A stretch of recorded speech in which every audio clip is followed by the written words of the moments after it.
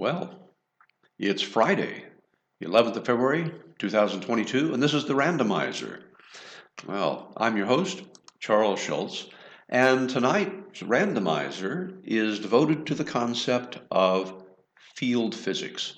So now, field physics is something that sounds pretty arcane and doesn't sound like it tells you much about it, but actually, it's an amazing thing. It allows you to model forces and influences in a way that's actually quite intuitive once you see it. We'll get into that momentarily. I encourage everybody to go to schultzlaboratories.com or universesciencecenter.com. Click on the link for Randomizer every weekday at 6 p.m. Eastern Standard Time, and you can join us live for our chat. Share your comments, ideas, and questions. Also, become a member of Schultz Laboratories. Join us, help contribute to our growth of our Universe Science Center. Go in with your Oculus or your other 3D headset, or even with just your computer or laptop. Explore the galleries and exhibits in all the rooms and see what we're doing. It's a great educational resource, and we hope to make it something available to everybody on Earth. So join us, click the links, join our classes Monday, 9 p.m. Eastern Standard Time. We're talking about how humanity is ascending from sticks and fire to nanotechnology. That is our Meta World class. Class 3 begins Monday. Be sure to tell your friends about what you're hearing here. If you like it, share it with them, get them online, and we'll answer their questions too. So, field physics, what's it all about? You know, a lot of times when we're faced with strange or difficult mathematical problems, we'll throw our hands up and go the other way. But sometimes curiosity will get the better of you. One of my favorite physicists, Michael Faraday, was one of those people. Historically, some of the things he's done was Faraday's rule about electroplating, how much current determines how much metal gets plated. He actually built the very first electric motor. Now, it wasn't terribly practical, but it did work, and people of the day were arguing whether it was even physically possible to make an electrically powered motor. Michael Faraday did that. He has a lot of things to his credit, and the unit of capacitance, the farad, is named after him, Faraday. It's in his honor. So that's the international standard unit. However, in 1849, he was quite interested in mathematical solutions to forces and actions and influences, and he was working on this exact problem and came up with the name of a field. And what he envisioned was rather like a dynamic graph paper, more or less. So when we talk about a field, what are we really expressing? Well, I can name four right off the bat. The gravitational field around the Earth. We know that it pulls things toward the ground. And as many people know, the higher you go above the Earth, the farther you get from the Earth, the weaker that field becomes. Now, you can use an equation like the inverse square law to determine just how strong the pull of gravitation becomes with distance. Or you can make a really fancy diagram showing the pull of gravitation as magnitudes. Imagine you had a large sheet of graph paper, but it was printed on rubber, and you were to pin it down over a big open pit so that it was fastened securely to the edges. And then you put a mass on it like a bowling ball. Well, we can see that it would dimple in, and the graph paper would stretch to make the lines longer or more focused toward that bowling ball. Obviously, the distance has increased for some of those areas of the graph, most powerfully where the mass of the ball is sitting. So what if you were given the task of not having the shape of the curve, but a description of the curve mathematically? One way you could do it is to lay a sheet of graph paper down and put a point in the middle where your source of gravity is, and then calculate the strength of pull all around it. And in every cell of the graph paper, write a number telling you how strongly the force of gravity is pulling. Well, now you're seeing basically a big spreadsheet full of numbers, and the numbers can tell you where the mass is located. Well, here's the other thing.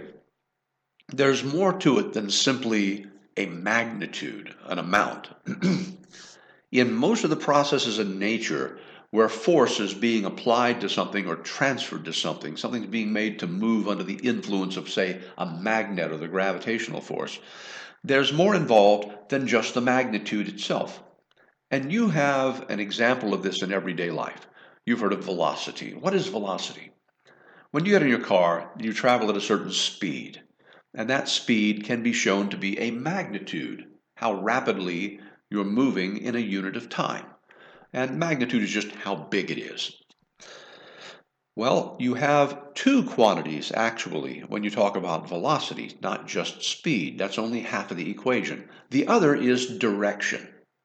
So you can imagine, instead of writing down your speed and your direction, having an arrow pointing in the direction and having the size of the arrow relate to how fast you're traveling. So if you're moving really fast, you have a very big arrow, and if you're moving very slowly, you have a tiny arrow. If you're standing still, the arrow is just a point.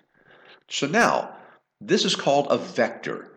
Any value that has a magnitude and a direction, for example, is a vector.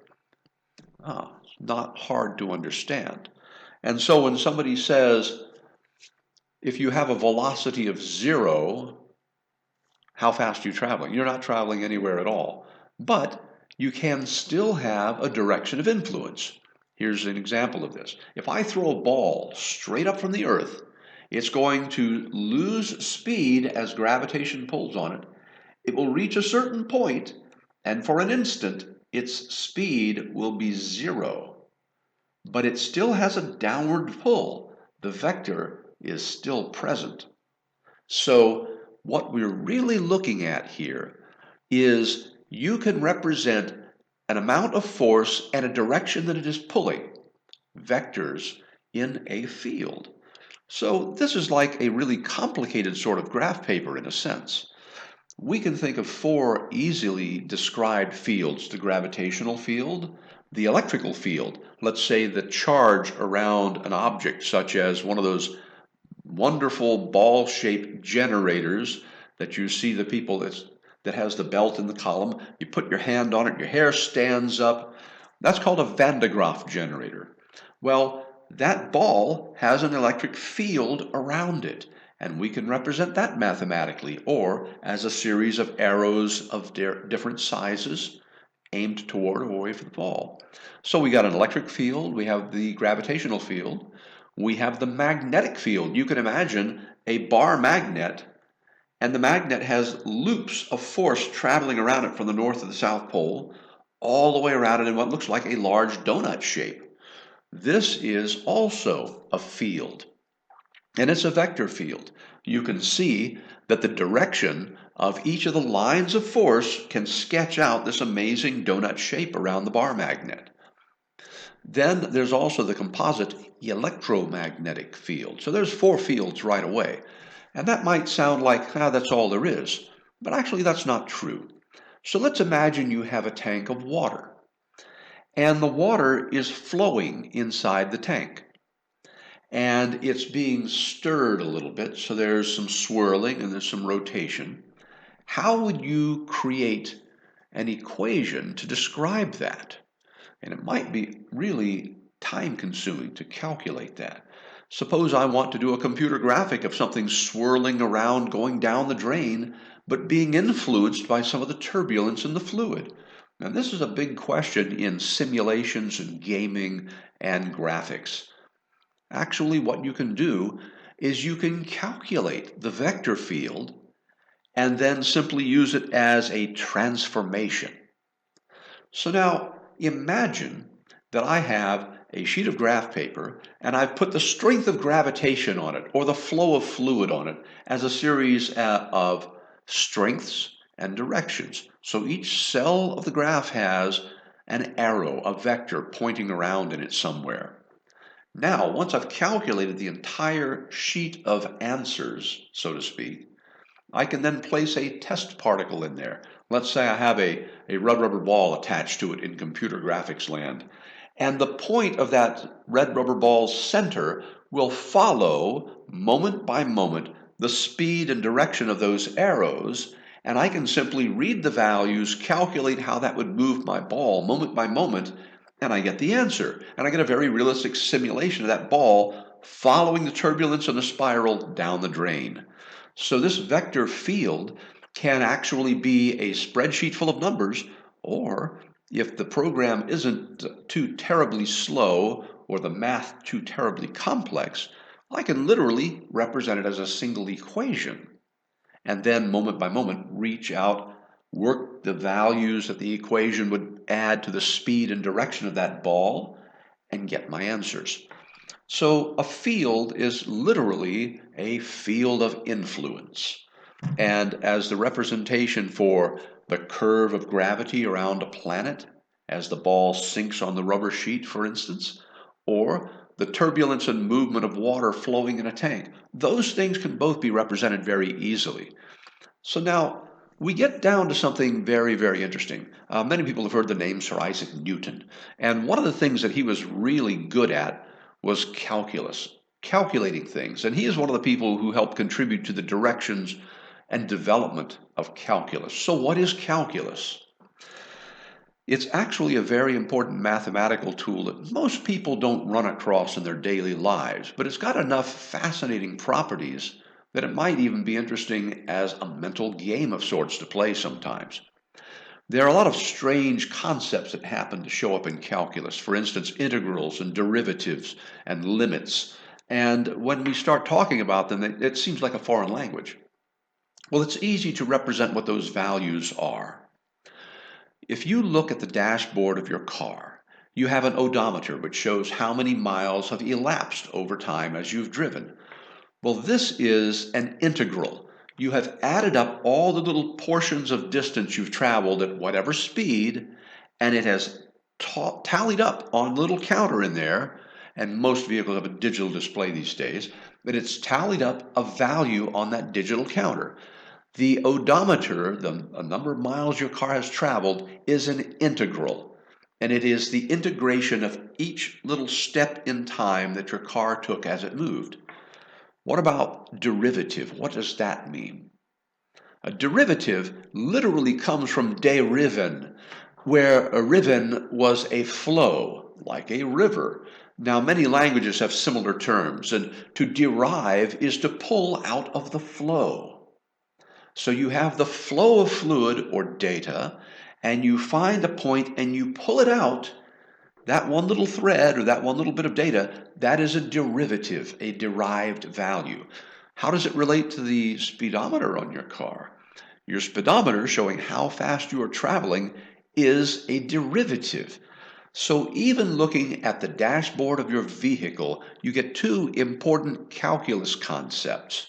The integral, which is what your odometer shows, how many miles you've tallied up over all the travels, and the derivative is your speed, how fast you're traveling at this time. So, in reality, your movement is a flow that changes. Sometimes you move backwards, sometimes you're stationary, you move in different directions, but altogether we can represent it with those two numbers pretty accurately to give us a history of what has happened. So why is this important? Calculus, as you know, or may know, is often a calculation that requires numerous small steps. You can take a problem such as the area under a curve and break it into small rectangles, figure out the area of those rectangles and add them up and get a pretty good answer for how much area is under that curve. It's not an exact answer, but the trick to calculus is the smaller the samples are and the more samples you take, the better your answer becomes, the more accurate it becomes. This is exactly what you would be doing if you made a field on a spreadsheet. And you could pick any point on that field, and you could pick another point adjacent to it as your ball moving through computer land or graphic space is moving under the influence of this force, such as the swirling water going down the drain. And you can put all those little pieces together and get the answer. But here's the trick. You're only going to be on exact cells of the data. What happens if your ball is calculated to land between a couple of cells? You get the answer from the one cell, the answer from the other. You add them together and divide by 2. You get the average. This is called interpolation.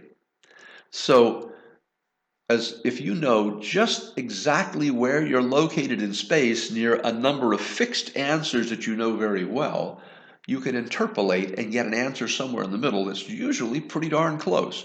Again, The finer the resolution, the more samples you have, the more accurate the answer will be. So we can use calculus and a spreadsheet, figure out the answers to a complicated field problem, and then we can use our really quick interpolation method to find a pretty good answer without having to calculate all the variables over and over every moment we're making a frame of movement calculation. And this is how a lot of animation is done. This is also how robot movement control is done. Think about it.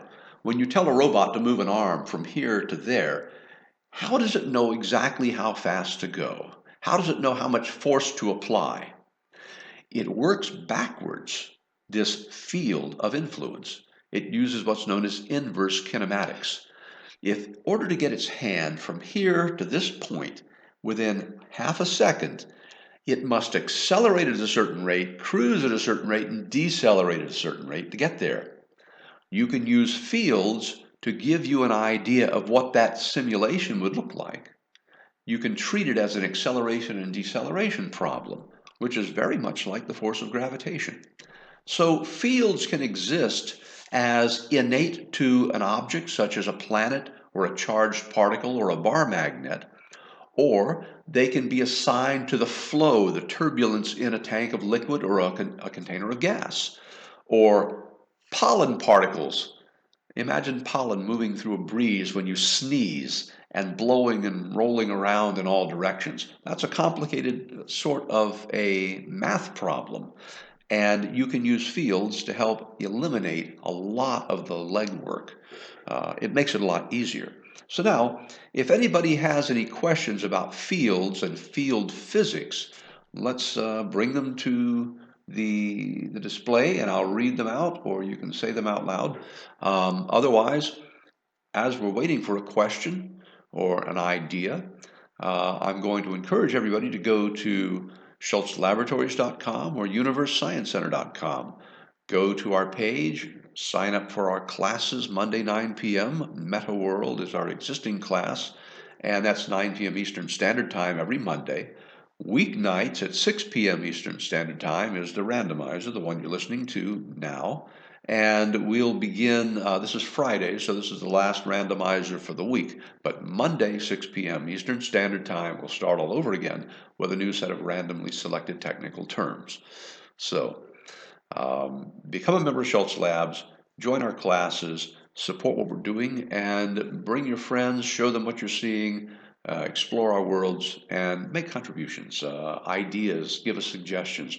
We're always here to listen to what you have to say.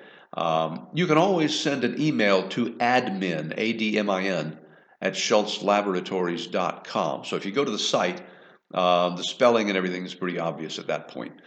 If you go to Universe Science Center, you can do the same. Go to the site, send us an email, ask some questions, and I'll put some direct links up so it'll make it a lot easier for you to do as well.